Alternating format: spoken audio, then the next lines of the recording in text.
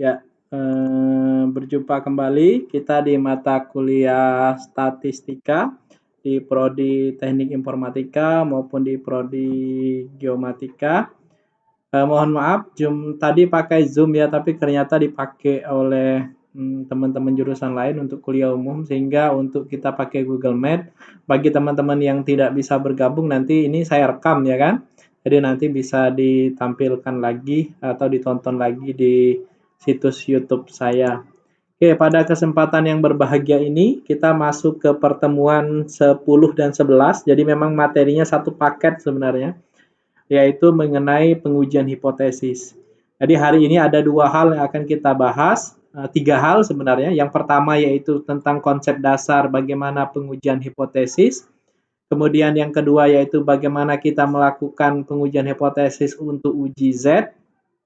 Kemudian yang ketiga, kita akan melakukan pengujian hipotesis untuk uji T. Nah, kita masuk ke materinya. Saya izin share screen.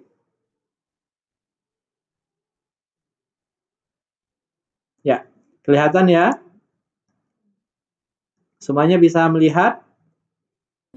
Kelihatan, Bisa, Pak. lihat. Oke. Bisa, Ya, Pak. di pengujian hipotesis ini ada beberapa hal yang akan kita bahas. Yang pertama kita bahas dulu yaitu apa itu hipotesis. Artinya kita akan membahas apa itu pengertian pengujian hipotesis, ya kan? Kemudian yang kedua kita akan membahas tentang ada yang namanya hipotesis nol, yang kedua ada yang namanya hipotesis alternatif.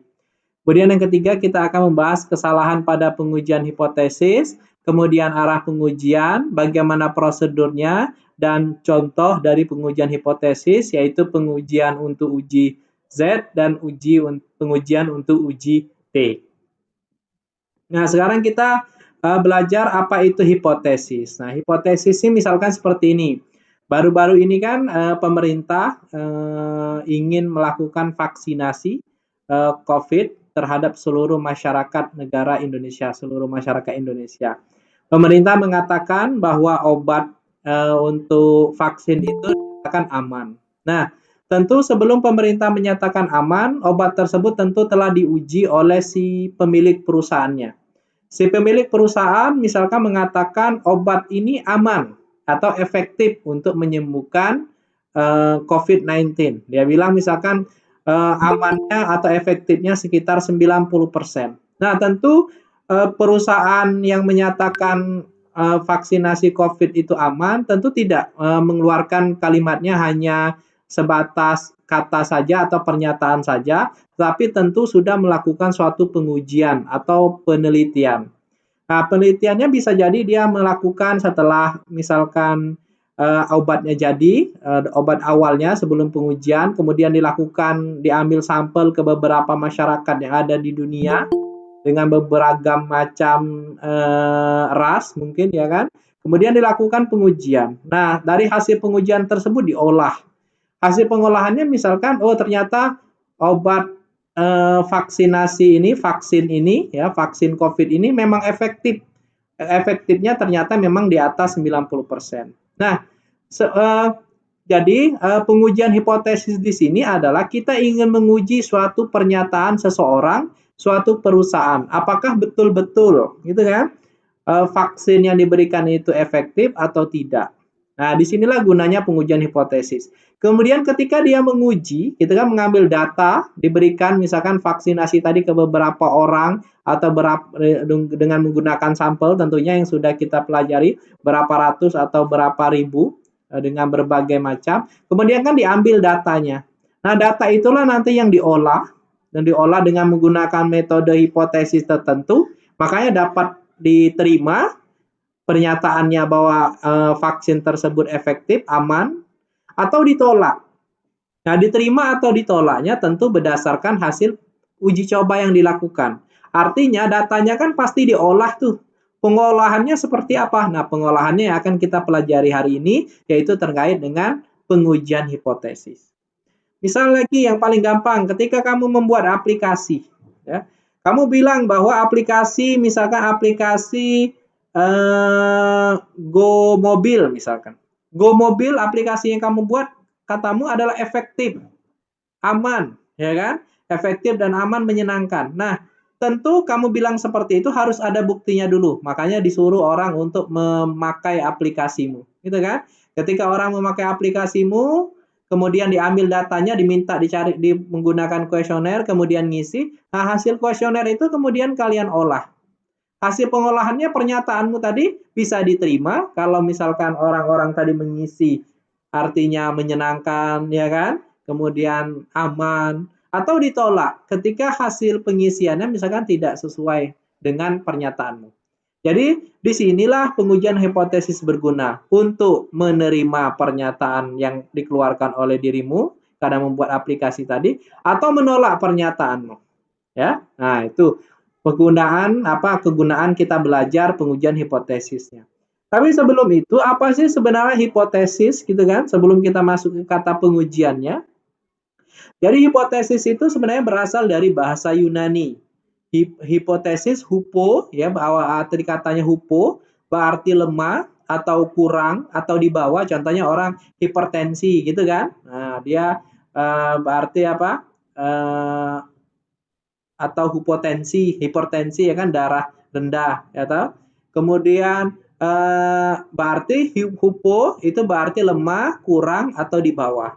Nah, tesis ini S2 itu kan nyusun tesis gitu ya. Nah, tesis ini artinya adalah teori, proposisi atau pernyataan yang disajikan sebagai bukti. Jadi pernyataan yang dikeluarkan oleh seseorang. Sehingga ketika digabungkan hipotesis, itu berarti pernyataan yang masih lemah kebenarannya dan perlu dibuktikan atau dugaan yang masih bersifat sementara. Jadi yang disebut dengan hipotesis itu adalah pernyataan orang yang bersifat sementara dan pernyataannya itu perlu dibuktikan kebenarannya. Contoh, saya bilang saya ganteng misalnya. Ketika saya bilang saya ganteng, tentu harus ada buktinya. Misalkan ditanya satu-satu ke orang, benar nggak gitu kan?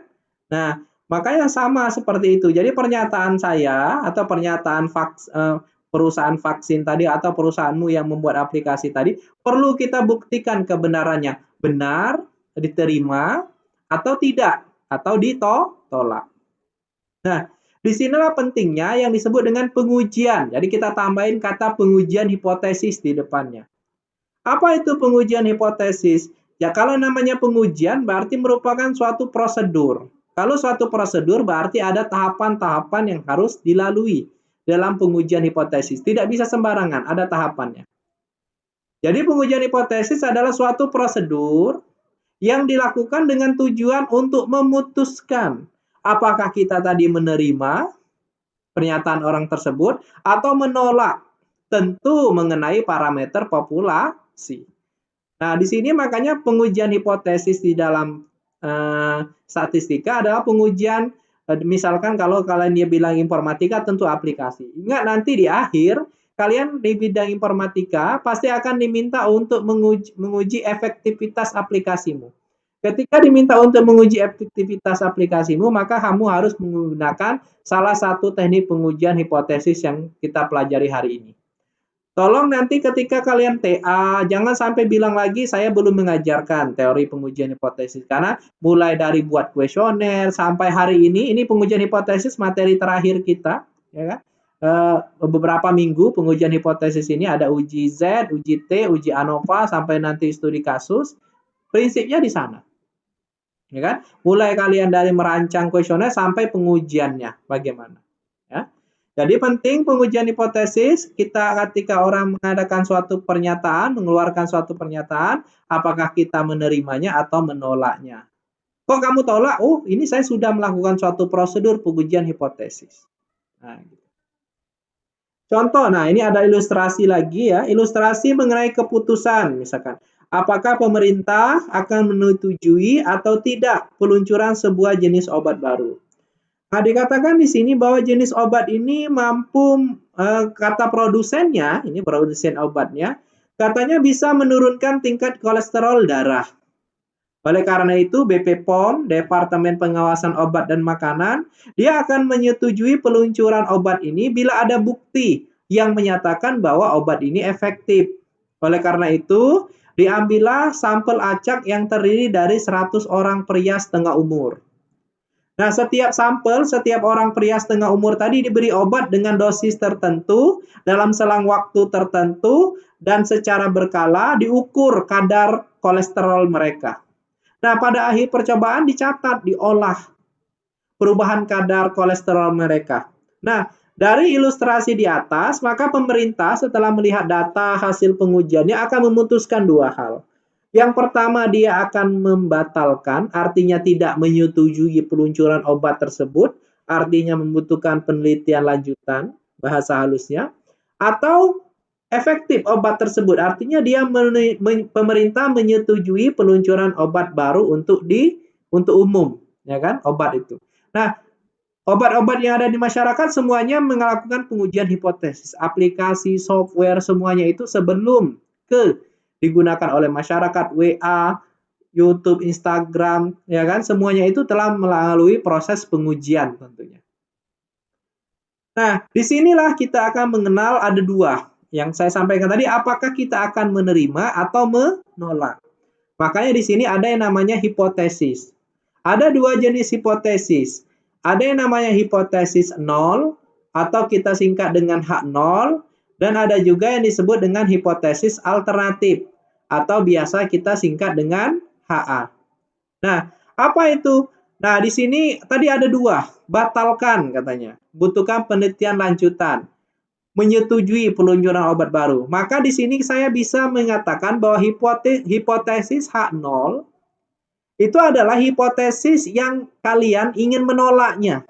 Ketika ada obat baru mau muncul gitu kan, saya mau dong obat tersebut, berarti ketika H0-nya hipotesis yang ingin ditolak, berarti kalian mengatakan bahwa obat tersebut tidak efektif. Menolak. Artinya kalian menolak adanya obat baru tersebut. Kalian bilang obat tersebut tidak efektif. Itu H0. Sedangkan hipotesis alternatif adalah hipotesis yang ingin kita terima. Oh, obat itu bagus, bisa menurunkan kolesterol, berarti obat tersebut efektif.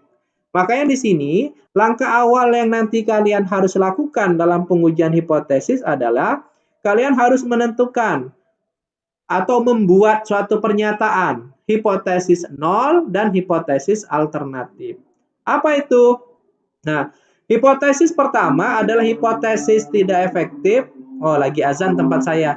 Mohon maaf kita tunda sebentar ya, karena azan nanti karena saya merekam nanti suaranya terganggu. Boleh ya? Baik, Pak. Ya, kita selesaikan azan dulu. Baik, Pak.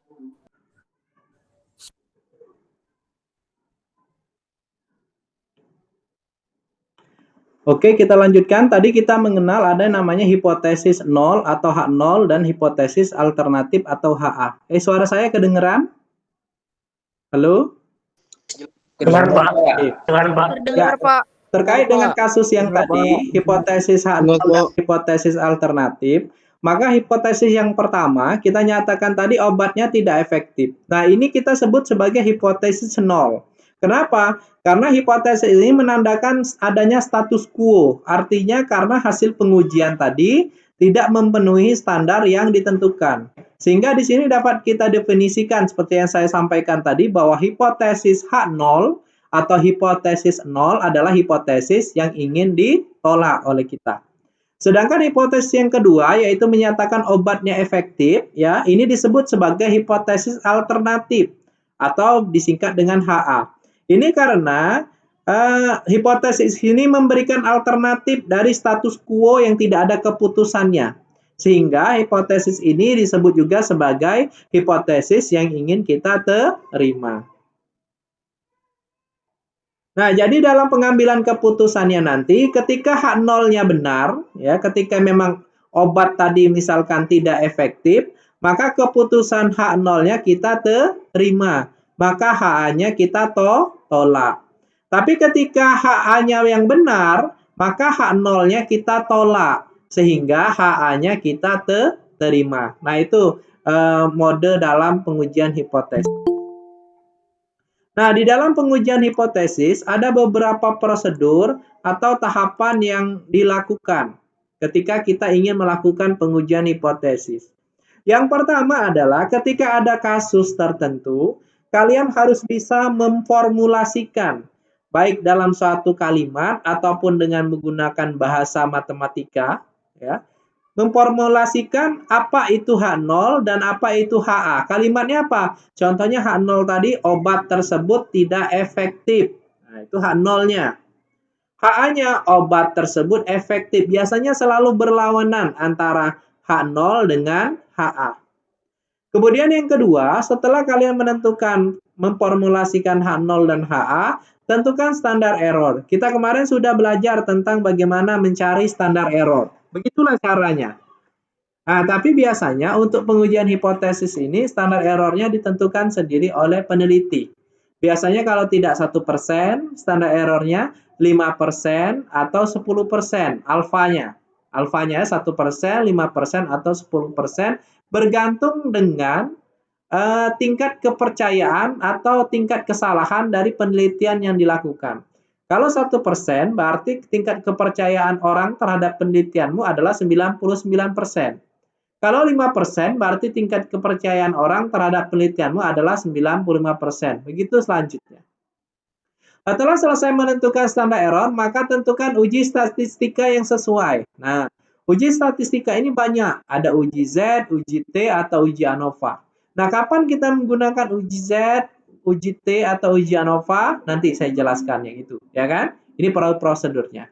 Kemudian kita menentukan nilai kritis dari tabel. Jadi ada yang namanya Z tabel kalau dia uji Z, ada yang namanya T tabel kalau dia uji T, ada yang namanya F hitung atau F tabel kalau dia merupakan uji ANOVA. Nah, semuanya itu bisa dicari nilainya di Excel. Ada rumusnya di Excel, cari saja nilainya bisa. Jadi nilai Z tabel ini nggak susah. Baru kemudian kita setelah itu melakukan proses perhitungan, maka akan kita bandingkan antara nilai statistika uji dengan nilai statistika kritis yang diperoleh dari tabel.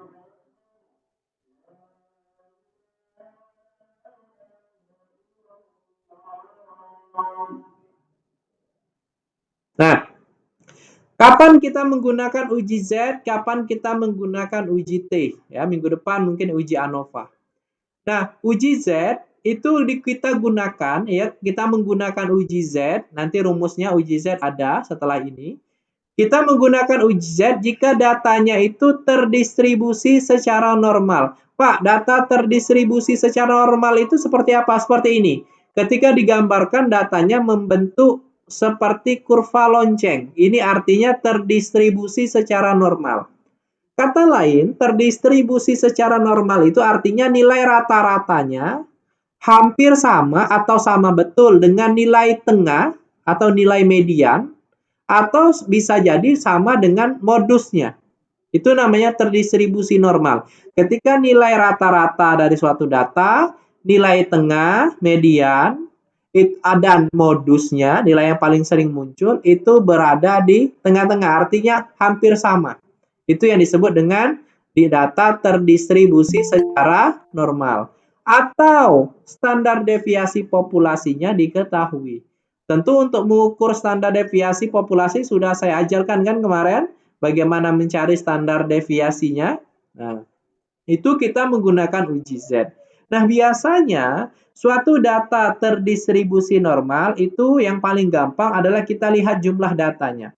Ketika jumlah datanya lebih dari 30, ya, lebih dari 30, maka kalian bisa menggunakan uji Z. Kemudian, kapan kita menggunakan uji T? Kita menggunakan uji T itu jika datanya tidak terdistribusi secara normal. Tidak terdistribusi artinya antara nilai rata-ratanya, min-nya, nilai median, dan nilai modusnya berbeda jauh. Ya, berbeda jauh. Atau standar deviasi populasinya dia tidak diketahui. Kalau di uji Z tadi standar deviasi populasinya diketahui, sedangkan uji T dia standar deviasi populasinya dia tidak diketahui. Hanya diketahui standar deviasi dari sampel. Biasanya yang menggunakan uji T ini apabila jumlah datanya dia kurang dari 30. Nah, jadi kita menggunakan uji Z ataupun uji T ya. Yang pertama adalah jumlah datanya dia kurang dari uji Z. Jumlah datanya dia lebih dari 30, uji T dia kurang dari 30, dan ada satu ciri lagi yang paling penting adalah dia hanya beberapa populasi saja, maksimal membandingkan dia 2 populasi. Contoh, saya ingin membandingkan antara vaksin A dengan vaksin B, yang mana yang lebih efektif? Vaksin COVID merek X, vaksin COVID merek Y, mana yang lebih efektif? Nah, ketika hanya membandingkan satu populasi, atau mencari efektivitas dari tadi vaksin COVID X misalkan ya, itu hanya satu populasi, maka bisa menggunakan uji Z atau uji T. Atau maksimal dia 2 populasi, vaksin X, vaksin Y, yang mana yang lebih efektif? Ya, membandingkan 2 populasi, maka bisa menggunakan uji Z dan uji T. Tetapi kalau dia sudah membandingkan ada 3 vaksin, ada vaksin X, vaksin Y, dan vaksin Z, yang mana yang lebih efektif, maka tidak bisa menggunakan uji Z dan uji T. Makanya nanti kita harus menggunakan uji ANOVA. Paham ya? Jadi uji Z, uji T, itu bisa digunakan maksimal membandingkan 2 kelompok atau 2 populasi, maksimal. Udah, itu ciri yang pertama. Yang kedua, uji Z digunakan untuk data yang lebih besar dari 30. Atau datanya terdistribusi normal atau standar deviasi populasi diketahui. Uji T bisa satu populasi atau 2 populasi, yang membedakannya jumlah datanya kurang dari 30 atau standar deviasi populasinya tidak diketahui, yang diketahui hanya standar deviasi sampel. Nah, untuk melakukan uji Z, caranya yang pertama kalian tentu formulasikan hipotesis tadi, ya kan? Kalian cari nilai Z hitungnya dahulu. Mencari nilai Z hitung adalah X bar. X bar ini adalah nilai rata-rata sampel, nilai rata-rata populasi dikurang dengan mu 0 ini. Mu 0 ini adalah nilai rata-rata dari populasi. Jadi saya ulangi ya. Jadi X bar ini adalah nilai rata-rata dari sampel dikurang dengan mu 0. Mu 0 ini adalah nilai rata-rata dari populasi. Ingat ya, vaksin tadi kan kita mengambil sampel tuh. Berapa nilai rata-rata sampelnya, kadar kolesterolnya itu X bar. Sedangkan mu 0 ini adalah kadar rata-rata kolesterol populasi. Dibagi dengan sigma, sigma ini adalah standar deviasi populasi, dibagi dengan N. N ini adalah jumlah sampel. Nah, untuk pengujiannya juga berbagai macam. Ada pengujian sisi kiri. Sisi kiri ini artinya H0-nya ini adalah mu sama dengan mu 0. Mu ini sama dengan X bar. Mu sama dengan mu 0 artinya kalian menganggap bahwa H0-nya ini, hipotesis yang ingin ditolak, nilai kadar kolesterol tadi, ya, nilai rata-rata kolesterol setelah pemberian vaksin itu sama dengan kadar kolesterol setelah pemberian vaksin. Jadi, kadar kolesterol sebelum pemberian vaksin sama dengan, pemberian vaksin. Kadar kolesterol sebelum pemberian obat tadi sama dengan kadar kolesterol setelah pemberian obat. Artinya tidak ada perubahan kadar kolesterol. Itu yang disebut dengan H0, hipotesis yang ingin ditolak. Sedangkan HA, dia ketika nilai rata-rata, ya, nilai rata-rata sampelnya itu lebih kecil. Oh, kalau saya lihat nilai kadar kolesterolnya justru lebih tinggi dari populasi, berarti mu lebih kecil dari mu 0. Artinya kadar kolesterolnya kadar kolesterol setelah diberi obat tadi lebih kecil dibandingkan dengan rata-rata kadar kolesterol sebelum, ya kan? Sebelum diberi obat. Sedangkan kalau pengujian kanan dia lebih besar, berarti kadar kolesterolnya justru lebih tinggi dibanding dengan kadar kolesterol dia sebelum diberi obat. Maka mu lebih besar dari mu. Yang membedakannya adalah ini nanti, ya. Nah, nanti saya kasih contoh aja supaya lebih gampang. Nah, misalkan seperti ini. Rata-rata hasil produksi sebuah mesin lama itu adalah 2.200 kg per hari. Rata-rata hasil produksi sebuah mesin lama. Berarti ada mesin lama, ada mesin baru. Kalau rata-rata produksi sebuah mesin lama berarti dia adalah mu nolnya. Nah, saya kasih mana ini pointer. Ini adalah mu nolnya. Nah, mu nolnya dia adalah berapa? 2200.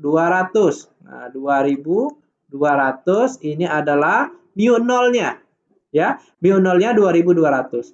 Sebuah mesin baru diuji dalam 200 hari. Berarti N-nya adalah 200. Ya, 200 hari. Nah, menyebar normal, kalau sudah menyebar normal berarti jelas dia uji Z. Atau N-nya aja kan 200, lebih dari 30, ya kan? Menyebar normal dengan rata-rata produksi. Nah, rata-rata produksi berarti X bar. Nah, X bar, ya, X bar sama dengan, atau mu saja ya, tadi atau mu saja. Dia berapa nilainya? 2280. Nah, 2280. Dan standar deviasi tadi sigma. Sigmanya adalah berapa? 520. Nah, sigmanya 520. Apakah data ini memberikan bukti bahwa mesin baru mampu meningkatkan produksi? Ujilah dengan alfanya adalah 5%. Nah, jadi ada mesin baru, ya, dia mampu berproduksi 2280 kg per hari, sedangkan mesin lama dia 2200 dalam diuji dalam waktu 200 hari. Tetapi ada standar errornya 5%. Sedangkan standar deviasinya 520. Uji apakah kita diminta menguji apakah mesin baru ini lebih efektif atau tidak dibandingkan dengan mesin yang lama. Nah, kita buat dulu yang tadi H0. H0 ingat mu atau X ya. X sama dengan X0 atau mu sama dengan mu 0. Berarti mu sama dengan mu 0. Mu 0-nya berapa? 2200. Ini maknanya apa? Kalian mengatakan bahwa mesin baru, ya kan? Mesin baru produksinya sama dengan produksi mesin yang lama. Jadi produksi mesin baru itu sama dengan produksi mesin yang lama, yaitu sebesar 2200. H0 ditolak. Sedangkan HA ini 2000 lebih besar kan? Kalian mengatakan mu lebih besar dari 2200. Berarti kalian mengatakan mesin baru lebih besar produksinya dibandingkan dengan mesin yang lama. Nah, ini kalimatnya. Inilah H0 dan HA-nya. Baru kemudian kita tentukan nilai Z hitungnya. Nah, untuk menentukan nilai Z hitung menggunakan rumus tadi yaitu X bar dikurang mu 0 dibagi sigma dibagi akar N. X barnya tadi masukkan 2280 dikurang dengan mu 0-nya yaitu 2200 dibagi sigmanya 520 dibagi dengan akar N. Akar N berapa? Akar dari 200. Hitung, diperolehlah nilainya 2,1756. Ini nilai Z hitungnya. Kemudian kita harus mencari nilai Z alfa atau nilai Z kritis. Alfanya tadi adalah 0,05. Jadi Z 0,05. Pak, cara ini dapat dari mana? Nah, ini dari Excel atau dari tabel Z. Pak, ajari. Nah, kalian bisa googling sendiri. Bagaimana mencari nilai Z 0,05 di Excel? Banyak di Mbah Google, caranya ada semua. Langsung aja cari, klik, nanti muncul Z 0,05, ada rumusnya, tentu hasilnya 1,62. Ini nggak perlu saya ajari karena Anda sudah mahir kalau masalah seperti ini ya, di Google ada. Dapatnya 1,62. Nah, sekarang kita dapat Z hitung. Nilainya adalah 2,1756. Sedangkan nilai apa tadi? Nilai Z. Oh, nyambung masih ya. Sedangkan nilai Z apa tadi? Nilai Z kritisnya dia adalah 1,62. Jadi saya terima atau tolak, Pak? Nah, ingat kita tadi pakai yang ini lebih besar. Kita balik ke rumus tadi. Ini. Kita balik ke rumus ini. Kita pakai yang ini ya. Katanya apa? Tolak H0 bila Z hitung lebih besar dari Z alpha. Kita tadi Z hitungnya 2,17 apa 2,76 gitu kan? Sedangkan Z alpha-nya tadi 1,62.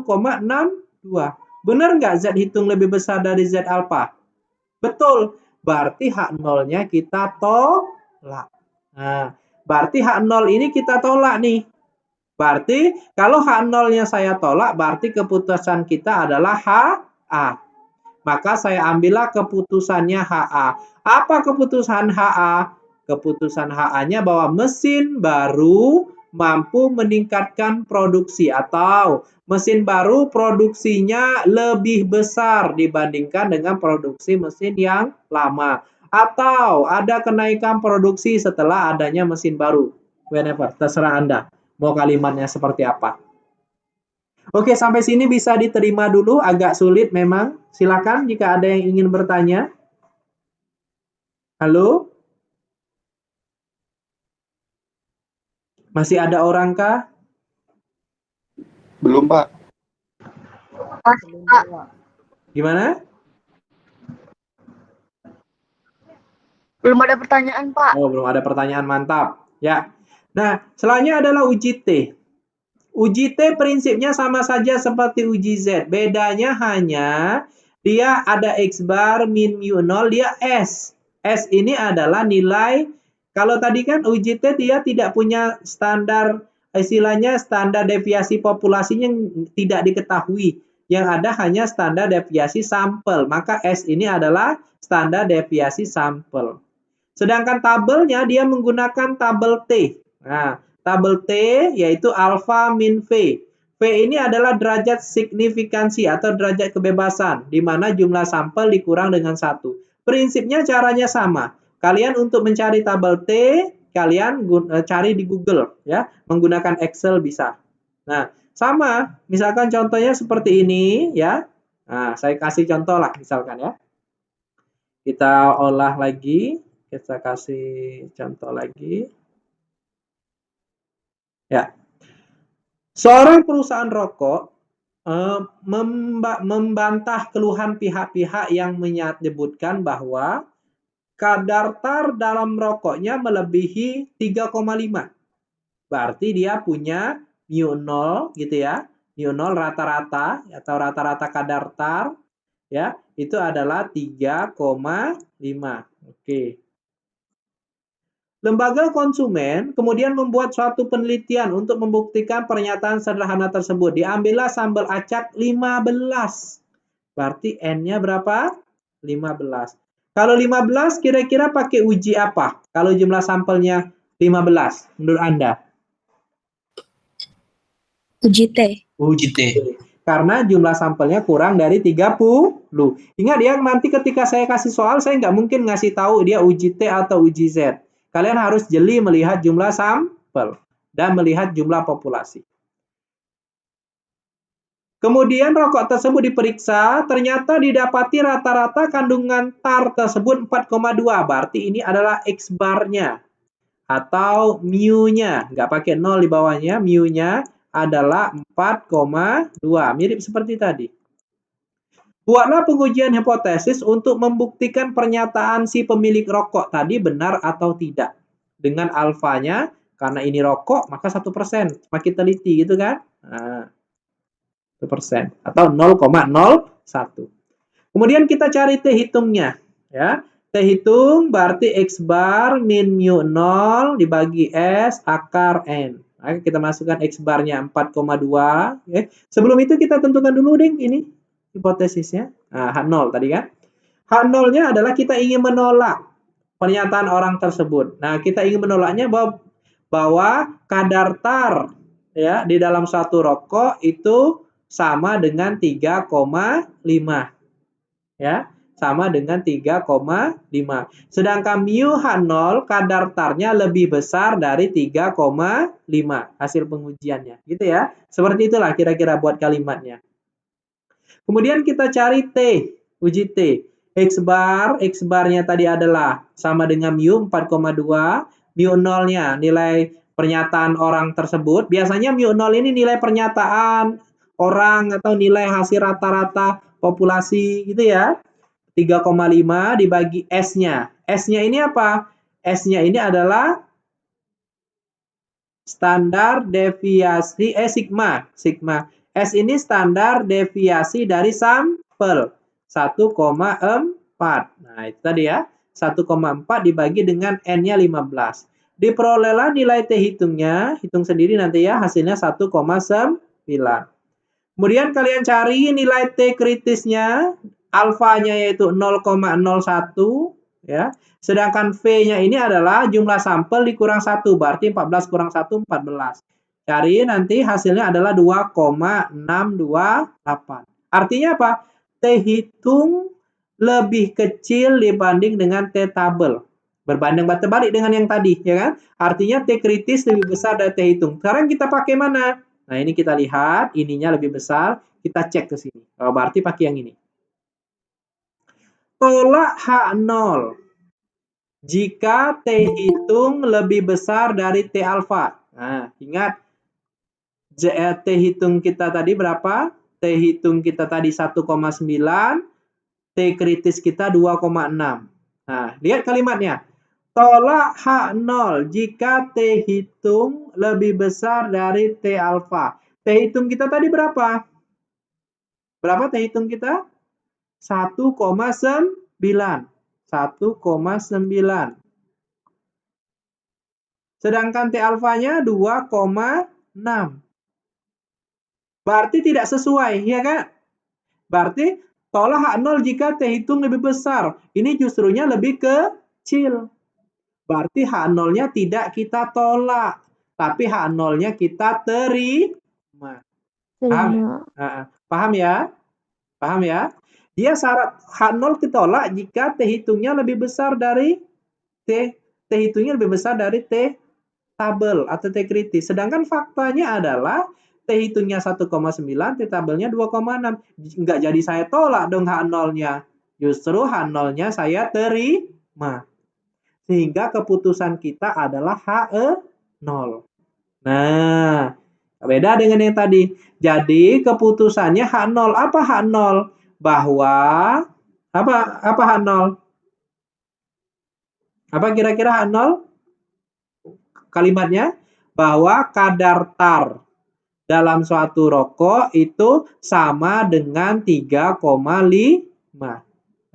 Tidak melebihi, berarti sama dengan 3,5. Nah, gitu ya. Jadi kita bisa mengambil kesimpulan bahwa kita terima H0-nya yang menyatakan bahwa rata-rata kandungan tar perusahaan rokok tersebut itu sama dengan 3,5 atau sama dengan produk awalnya, sehingga H0-nya kita terima, sehingga benar pernyataan orang tersebut, gitu kan? Ya, seperti itu. Oke, sampai sini ada yang dipahami? Ada yang dipahami, pastilah paham ya. Ada yang tidak dipahami? Nah, kalau sudah paham, nantinya coba di rumah cari yang A, B, dan C. Nah, jadi di sebuah area perkebunan hortikultura dibuat uji coba penanaman melon. Ada 6 area, masing-masing luas 1,5 hektar.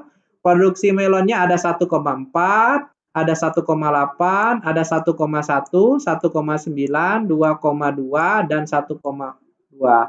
Artinya dari data ini kalian cari apa dulu? Kalian cari nilai rata-rata. Kemudian setelah kalian cari nilai rata-rata untuk mendapatkan apa namanya? Mu0. Nah, untuk mendapatkan nilai mu0, kalian cari nilai rata-rata. Kemudian untuk mencari nilai apa namanya? Sig, ini berapa? Kalau cuma ada produksinya ada 1, 2, 3, 4, 5, datanya pakai uji Z atau pakai uji T. Gitu ya. Nah, nanti tentukan. Kemudian cari nilai standar deviasinya. Nah, cari.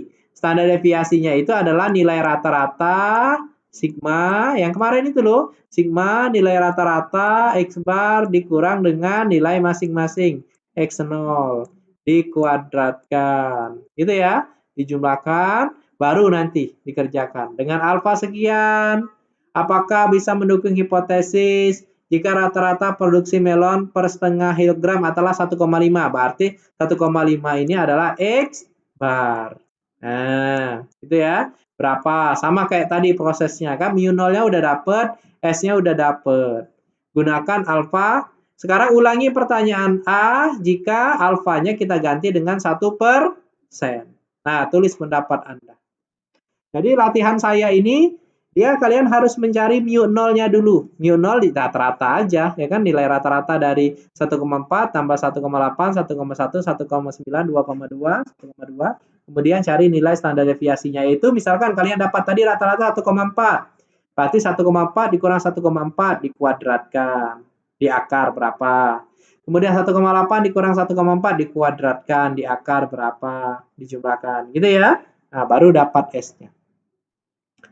Oke, sampai di sini ada yang ingin ditanyakan? Nah, ini nilai Z, T, dan tabel menggunakan Excel. Silakan, saya persilakan. Ini materinya cukup berat, tapi menyenangkan. Kalau saya senang ini. Silakan, kalau ada yang ingin ditanyakan.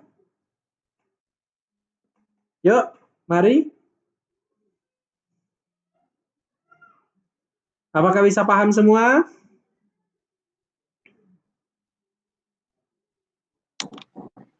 Sedang mencoba untuk dipahami, Pak. Nah, sedang mencoba. Nanti kalau bingung tonton lagi aja videonya terus ya, karena enak kan, nggak harus ada saya, kan sudah saya contohkan tadi di videonya, sehingga bisa kalian kerjakan seperti lagi. Ya, oke. Iya, Pak. Kalau nggak ada lagi pertanyaan, saya cukupkan pertemuan kita pada hari ini. Semoga Anda paham. Dan kalau nggak paham, silakan WA saja saya. Jangan sungkan-sungkan ya. WA Japri ataupun WA di grupnya. Sehingga teman-teman bisa memahami juga. Ya. Terima kasih. Saya akhiri. Wabillahi taufiq wal hidayah. Wassalamualaikum warahmatullahi wabarakatuh. Waalaikumsalam. Terima kasih, Pak. Terima kasih, Pak.